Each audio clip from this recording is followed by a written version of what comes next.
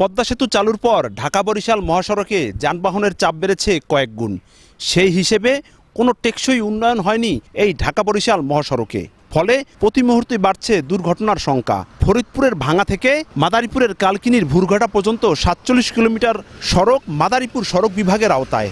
এখানে বিভিন্ন পয়েন্টে ঝুঁকিপূর্ণ হওয়ায় সৃষ্টি হয়েছে বড় বড় গর্ত, তার সাথে খানাখন্দকে পরিণত হয়েছে পুরো সড়ক। এলাকাবাসী, যাত্রী, চালক ও পথচারীরা বারবার অভিযোগ তুলেছেন, এখানে টেকসই উন্নয়ন না হলে, স্থায়ীভাবে সড়ক যদি সংস্কার করা না হয়, তাহলে যে কোনো সময় বড় ধরনের দুর্ঘটনায় বাড়তে পারে প্রাণহানি।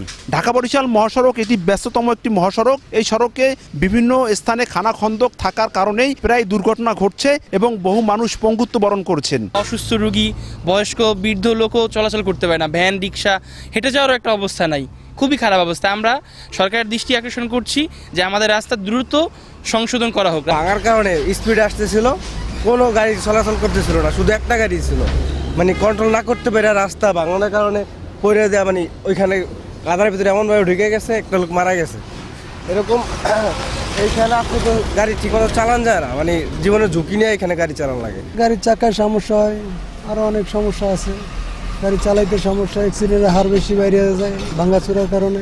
আমার এই গাড়ি নিয়ে আমি এই পর্যন্ত 3বার উল্টেছি। যেরকম এখন তো মোটামুটি হালকা পাতলা তাও ইটের সোলিং দিয়েছে। এর আগে মানে অবস্থা অনেক খারাপ ছিল।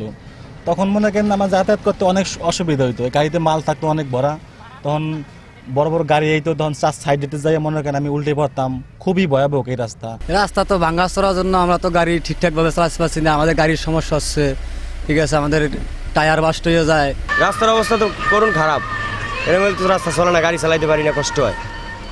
কারণ যাত্রীতে চিল্লি করে লেট হয়ে গেলে অনেক ভোগান্তিতে আছি আমরা। এখানে পুরো গদ, এই জায়গাটা দিয়ে মানে গাড়ি এলে দাব দিব, বাড়ি খায়, গাড়ি এলে উল্টিও খাওয়া লাগছে। আমরা কথা বলেছিলাম মাদারীপুর সড়ক বিভাগের নির্বাহী প্রকৌশলীর সাথে। তিনি জানিয়েছেন যে সমস্ত স্থানে বড় বড় গর্ত তৈরি হয়েছে, খানাখন্দক তৈরি হয়েছে, সেটি তারা ইট বালু সুরকি দিয়ে তারা অস্থায়ীভাবে মেরামত করছেন এবং মন্ত্রণালয়ে তারা বরাদ্দের জন্য চিঠি পাঠিয়েছেন। যদি মন্ত্রণালয় থেকে প্রকল্প পাস বা অনুমোদন হয়ে আসে, তাহলে তারা স্থায়ীভাবে এই সড়কটি সংস্কার করবেন। তাতে দক্ষিণাঞ্চলের যে যাতায়াতকারী যারা রয়েছেন তারা স্বাচ্ছন্দ্যে চলাচল করতে পারবেন।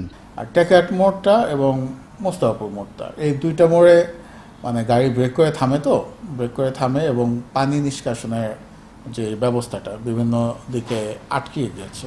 ফলে এই দুটো মোড়ে আমরা প্রস্তাব দিয়েছি এবার যাতে আরসিসি একটা সলিউশন যাতে করা যায়, তাহলে যেটা হবে যে বৃষ্টির পানি হলেও আমার ওই জায়গাটা ওরকম ড্যামেজ হবে না। দক্ষিণাঞ্চলবাসী বারবার একটাই দাবি তুলেছেন যে ঢাকা বরিশাল মহাসড়কটি 6 লেনে উন্নতিকরণ করা হোক। এই 6 লেনে উন্নতিকরণ করা হলে দক্ষিণাঞ্চলের কুয়াকাটা থেকে সরাসরি রাজধানী ঢাকায় যাতায়াত করতে পারবেন স্বাচ্ছন্দ্যে।